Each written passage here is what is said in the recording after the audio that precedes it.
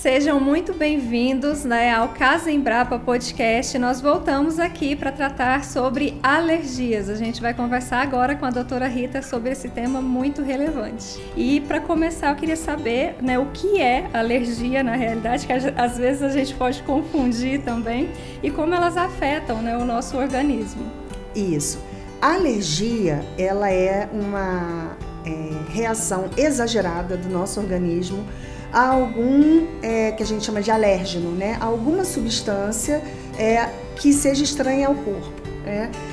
Às vezes, substâncias que são inofensivas para determinadas pessoas representam um grande risco para outras pessoas, porque o organismo dessa pessoa reage de uma forma exacerbada ao contato com essa determinada substância.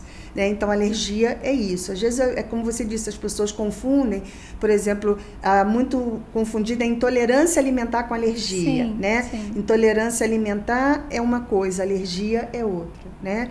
Então, a alergia ela envolve o sistema imunológico. Então, é uma resposta imunomediada, como a gente chama, então que envolve o sistema imunológico àquele alérgeno ou alergeno. Né? Pode se falar das duas formas. Uhum. Tá? Existem as alergias respiratórias, como você falou, na época do inverno e da seca, que no Distrito Federal elas ficam mais intensas. Existem as alergias cutâneas, que aí tem a dermatite, os eczemas e as urticárias como manifestações mais comuns. Existem as alergias alimentares e existem as alergias a picadas de insetos, né? E as alergias medicamentosas. Tá? Todas as alergias elas podem se manifestar também numa escala de gradação. Então, a alergia ela pode se manifestar de uma forma mais branda ou até formas mais exageradas que a gente chama de anafilaxia, quando a vida da pessoa fica em risco, né? Porque a reação ela é tão acentuada que causa, às vezes, né, o famoso edema de glote, que a garganta fecha, a pessoa fica com dificuldade para respirar, podendo até chegar ao choque, que é uma condição em que o organismo praticamente não consegue trabalhar. Né? E aí pode levar à morte. A maioria dos casos, a alergia ela acontece ali da forma leve a moderada. Né? Mas a gente sabe também que existe uma escala de gradação em relação à exposição. Então, quando a pessoa sabe que ela tem alergia, se ela ficar se expondo constantemente àquele alérgeno, a tendência é que cada vez o organismo dela, ela fica provocando o organismo e aí a tendência é que cada vez essa reação seja mais acentuada. Certo. A senhora já começou a entrar um pouquinho aqui na minha próxima pergunta, que seria exatamente sobre os tipos, né, mais comuns. A senhora falou sobre as de pele, né, respiratória, alergia à alimentação, alimentos, né? Eu queria que a senhora falasse um pouquinho mais assim, sobre cada um e como que a pessoa pode identificar, justamente pelo fato de, às vezes, a gente confundir, né, com alguma outra coisa. E como que, assim, eu tendo algum sintoma, né, assim, alérgico, como que eu posso identificar que aquilo ali é realmente uma alergia e devido a quê? Né? Se seria realmente ao tempo, algo respiratório, ou algo na pele causado também por causa, às vezes, de um tempo mais seco ou de algum produto que a gente possa vir a utilizar? Os sintomas, eles vão variar exatamente do tipo de alergia, né? Então, se a pessoa tem alergia respiratória, mais comum rinite ou asma. Se a pessoa tem uma alergia alimentar, geralmente tem ali distúrbios gastrointestinais, seja vômito, seja diarreia, às vezes a barriga distende, fica cheia de gases, dor abdominal. Se a alergia ela é cutânea, geralmente pode dar um ressecamento que a gente chama de eczema, coceira, né? E a urticária, que são aquelas placas vermelhas, tá? Na pele. Existem as manifestações que são do tipo inchaço, né? Que às vezes a pessoa incha as mãos, sobretudo as extremidades, incha as mãos, às vezes incha o rosto, né? Então, o sintoma ele pode variar e, às vezes, nada impede que a pessoa tenha mais de um tipo de manifestação alérgica concomitante. Então, às vezes, a pessoa tem uma alergia, por exemplo, alimentar. Ela tem uma alergia que ataca o sistema gastrointestinal, mas também ataca a alergia respiratória. Ou então da urticária. Tem pessoas, por exemplo, que se come amendoim, tem uma reação intestinal, mas também dá urticária. Então, podem se misturar os sintomas, tá? E também tem a questão, eu acho que a alergia que mais se confunde é a respiratória. Né? Quem tem rinite, geralmente quando começa uma crise de rinite, a pessoa nunca sabe se ela está com rinite ou se ela está resfriada ou gripada, né? E às vezes não é nada disso, às vezes é só, por exemplo, a mudança de temperatura, ela pode dar a coriza, a gente fala que é a coriza vasomotora, só pela diferença de temperatura. Você sai do quente para o frio ou do frio para o quente, o seu organismo, ele produz um pouco de secreção no nariz, mas não tem nada a ver com alergia. Então, isso pode acontecer. E, às vezes, se confunde com a rinite alérgica. Tá? Mas, geralmente, quem tem alergia, o que observa é uma recorrência daqueles sintomas. Então, a pessoa começa a ver assim, toda vez que eu como determinada coisa, eu fico com coceira no corpo, ou eu me sinto mal, ou eu me sinto empachada, ou eu tenho diarreia, ou eu vomito, né? Ou então toda vez que eu uso um determinado produto, né, um produto de limpeza ou esmalte, ou algum produto, né, eu uso esmalte, eu fico com coceira nos dedos. Então, geralmente o que a pessoa observa é uma recorrência. Toda vez que ela se expõe àquilo, ela tem o sintoma. E os sintomas podem variar, como eu falei, de acordo com o corpo, de acordo com o tipo de alergia. Então, pode ser uma coceira, pode ser um ressecamento da pele, pode ser espirro, coceira no olho, tosse, pode chegar a falta de ar, dificuldade para respirar. Então, esses sintomas eles vão variar. O que costuma chamar a atenção realmente é essa frequência, essa recorrência. Então, a pessoa observa que toda vez que ela, por exemplo, toda vez que eu vou arrumar o armário, eu tenho crise de espirro, meu olho coça, eu começo a tossir. Provavelmente você tem uma rinite alérgica, que quando você vai mexer no armário, tem um pouco de poeira, um pouco de ácaro, e aí te desencadeia. Então, essa recorrência é que faz a pessoa, que deve fazer a pessoa suspeitar e procurar um médico especialista, né? Ou um clínico, ou se ela tiver um médico de família, e se não, um alergista ou imunologista para poder fazer os testes e verificar. Pela história clínica, o profissional ele já consegue ter uma ideia se é ou não e pode confirmar através dos testes que são realizados, né? Alguns testes cutâneos que são feitos, alguns testes de provocação, como a gente chama, quando você expõe o organismo àquele agente e observa a reação. A minha pergunta agora seria exatamente sobre isso que a gente está conversando, que seria, né, os sintomas mais comuns, a senhora já falou, né, um pouquinho de cada um deles, né? Então, assim, para a pessoa realmente ter essa identificação e vir a procurar o médico, como a senhora está dizendo, seria mais essa recorrência, então. Porque se acontece uma vez, às vezes não necessariamente é um quadro de alergia, né? Pode ser uma outra coisa. Então, para ela procurar o médico, seria mais essa recorrência. Toda vez que ela tem um contato e sente aqueles sintomas, provavelmente então, uma alergia. Alergia, isso. Por exemplo, nessa época de seca aqui no DF, né? O tempo fica mais seco, né? Existe mais poeira no ar, porque não chove, então existe mais poeira no ar.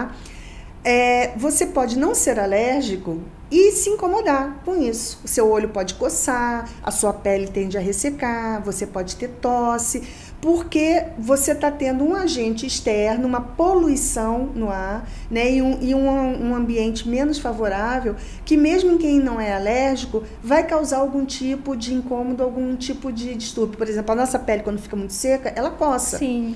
Coça pelo ressecamento, não é alergia. Tá? Então, por isso que eu falei que o que faz a gente pensar em alergia é a recorrência. Porque existem alguns sintomas que podem, claro que os sintomas mais graves, por exemplo, não é normal inchar, você mexer num determinado produto e inchar. Isso não geralmente denota uma alergia. Mas existem outros sintomas que podem se confundir. Você pode entrar num ambiente muito frio, por exemplo, como eu falei, e o seu nariz começar a escorrer. Não é alergia, é a questão vasomotora, é o seu sistema simpático, parasimpático que está ali reagindo a uma mudança do ambiente, entendeu? Então, a recorrência é um bom indicativo de que pode ser uma alergia. Certo. A senhora estava falando também sobre os testes, né? A minha pergunta agora é exatamente sobre isso, como a gente consegue diagnosticar, né, esse quadro de alergia a alguma coisa, que seja ela alimentar, né, enfim, relacionada ao tempo.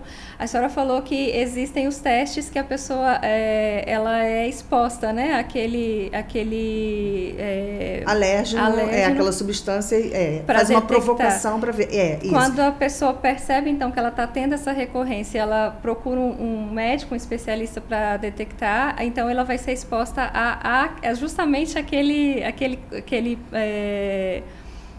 alérgeno ali que pode estar causando. Assim, todos os testes são feitos dessa forma? A senhora pode falar um pouquinho sobre isso? Existem esses testes, vai depender do tipo de alergia. Existem exames sanguíneos, né? A gente tem no nosso organismo, como eu falei, a alergia ela é imunomediada. Então, nós temos as imunoglobulinas.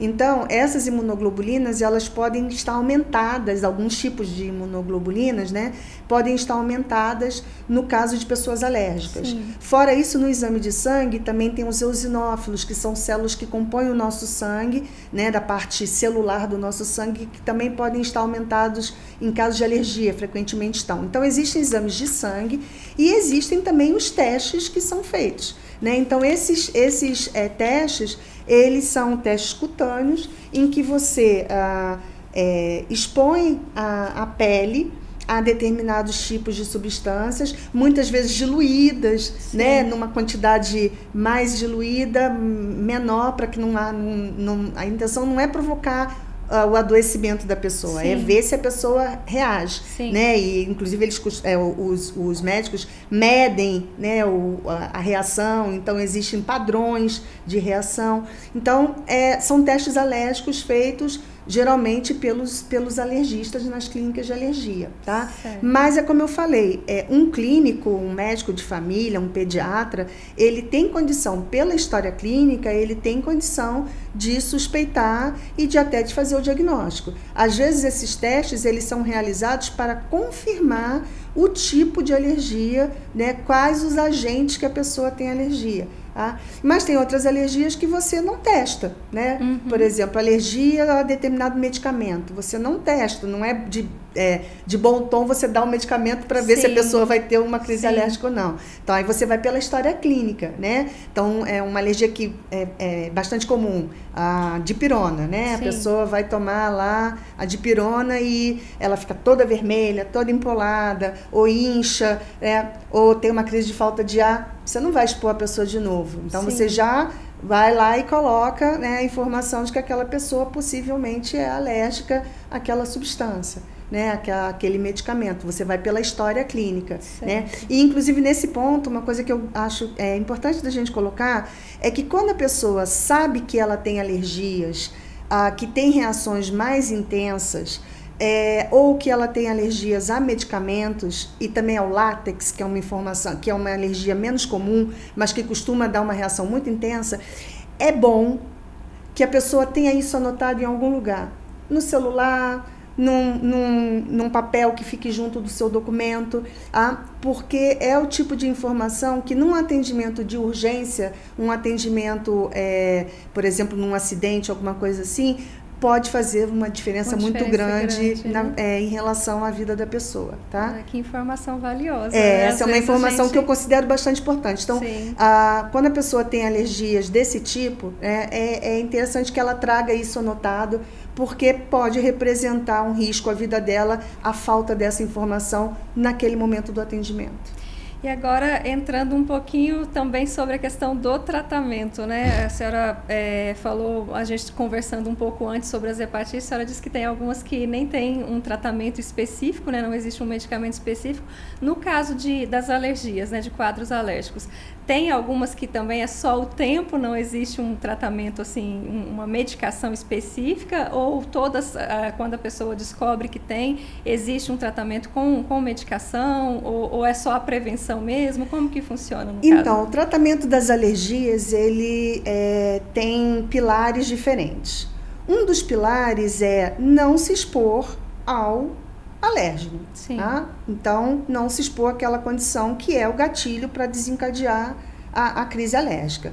Então, por exemplo, no caso das alergias respiratórias, é muito importante controlar o ambiente, né? Então, pessoas alérgicas não devem ter coisas que juntem poeira dentro de casa, é preciso fazer uma higienização frequente, né? Não deve varrer a casa para o pó não ficar em suspensão, deve aspirar, passar pano úmido, não deve ter animais, né, que soltam pelo, não deve ter, por exemplo, caso de crianças, pelúcia, roupa de cama deve estar sendo constantemente trocada pelo menos uma vez por semana, deve evitar coisas que tenham cheiros fortes, né? Então nem pensar de se aproximar de cigarro, né? Então cuidar do ambiente. No caso das alergias medicamentosas e no caso das alergias alimentares, não se expor também a essa substância, né? Então, como eu falei, se a pessoa tem alergia a um medicamento, ela não deve tomar aquele medicamento.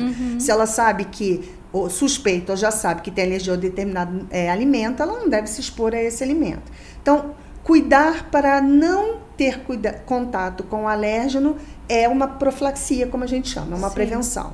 Agora, a pessoa tem a alergia. Nesse momento que ela está na crise, existe o tratamento medicamentoso, né? Que dependendo do grau de alergia, pode ser tratado com os chamados antihistamínicos, porque a histamina é uma substância que tem no nosso organismo que media essa reação no nosso corpo. Então, existem os medicamentos que bloqueiam essa substância, né? Os antihistamínicos. Dependendo do grau de alergia, a pessoa pode precisar dos corticoides, que aí já é uma outra classe de medicamento que também vai mediar essa reação imunológica. E até nos casos mais graves, as pessoas podem precisar de adrenalina, né? Que existe hoje em dia até canetas. Existem pessoas que têm alergias muito graves e que têm que andar com uma caneta de adrenalina, porque no caso de começar uma crise muito forte, ela tem que se auto-aplicar adrenalina. Ou quando ela vai no hospital, ela pode requerer uma aplicação de adrenalina, mas isso, como eu falei, são as alergias mais graves. De um modo geral, se trata com os antihistamínicos, que podem ser tanto para tomar via oral, quanto tem os injetáveis, quanto tem os tópicos, né, os de passar. Intercrise, as pessoas podem precisar da imunoterapia, que são as chamadas vacinas, que as pessoas, como eu falei, a pessoa vai lá e faz um teste e descobre que ela tem uma determinada alergia. O imunologista, o alergista, ele pode indicar preparar uma substância que tem baixas doses daquela substância que causa alergia, e essa pessoa ela vai aplicando doses crescentes para que o organismo vá se dessensibilizando. Tá? Então, isso também pode ser feito. Quem precisa do quê? É individual. Tá? Então, só um médico especialista pode dizer qual o tipo de tratamento que a pessoa vai precisar. Agora, prevenção em relação à exposição a alérgeno é para todo mundo. Então, né, prevenir aquilo cuidar do seu ambiente, cuidar para que você não se exponha àquela substância, é para todo mundo. A senhora falou aí agora sobre essa questão, né, desse tratamento intercrise, né? Me surgiu uma dúvida aqui, mas, por exemplo, se a pessoa descobre que ela tem alergia a algum alimento, existe a possibilidade dela tratar e essa alergia desaparecer, ela não ter mais esse quadro? Ou quem tem esse quadro alérgico, uma vez descoberto ali, ele é para sempre? A pessoa só vai ter que não entrar em contato mais. Essa é uma pergunta interessante e recorrente, né? Frequentemente as pessoas fazem essa pergunta, né? Tem umas pessoas que são, por exemplo, alérgicas a crustáceo, camarão, né? Aí a pessoa fala, eu sou alérgica a camarão, será que se eu ficar sem comer um tempo, depois eu posso comer? Né? Tem gente que toma um antihistamínico antes de comer, não recomendo, essa não é uma prática boa. Mas, assim, essa sua pergunta, a resposta é depende. Depende muito do organismo, depende da idade em que se manifestou, né? Por exemplo, tem uma alergia que é a alergia à proteína do leite de vaca, tá? Essa é uma alergia que ela costuma ocorrer na criança, bem ali na transição entre terminar a amamentação e introduzir alimentos, tá? E quando ela é descoberta, se manifesta e é descoberta precocemente, muito frequentemente você faz o tratamento, suspende a exposição da criança, faz um tratamento e essa criança depois se torna um adulto que pode consumir a proteína do leite de vaca sem ter alergia. Existem casos em que não, em que mesmo essa alergia ela permanece. Sim. E existe, tanto pode, que também é uma pergunta frequente eu nunca fui alérgico, de repente eu tomei determinado medicamento e me deu alergia. Pode acontecer? Pode. A alergia, ela não precisa, você não precisa ter nascido com a alergia. Sim. Ela pode surgir ao longo da vida e também pode variar de intensidade. Então, é aquilo que eu falei, normalmente, se você continua se expondo, a gravidade dos sintomas vai aumentando, mas o oposto também é verdadeiro. Às vezes a pessoa fica bastante tempo sem se aproximar daquele alérgeno, sem se expor, e aí um belo dia ela se expõe e a reação, o organismo já reage de uma forma menos intensa. Então a resposta depende muito de cada organismo. Certo. Maravilha, doutora Rita, a gente poderia conversar aqui o resto do dia, porque tem muito assunto, né? Só esses 3 temas que a gente trouxe aqui já renderia muito mais, mas a gente está chegando aqui ao final, né, do nosso podcast de hoje, e eu gostaria de agradecer à Casa Embrapa e a você, doutora Rita, né, por essa riqueza de informações que nos trouxeram aqui hoje. A gente espera, né, ajudar bastante e incentivar, realmente motivar, né, os beneficiários a procurarem, né, o médico, fazer essa prevenção, né, realmente estarem atentos, né, à saúde. Eu gostaria de te pedir também, né, para deixar um último recado, né, para eles, para quem estiver nos assistindo. Primeiro agradecer, né, como eu disse, é sempre uma excelente oportunidade, né, eu digo que eu sou uma apaixonada por pessoas, uma apaixonada por saúde coletiva, né? Então, e eu acredito, como médica, eu acredito muito na prevenção, né?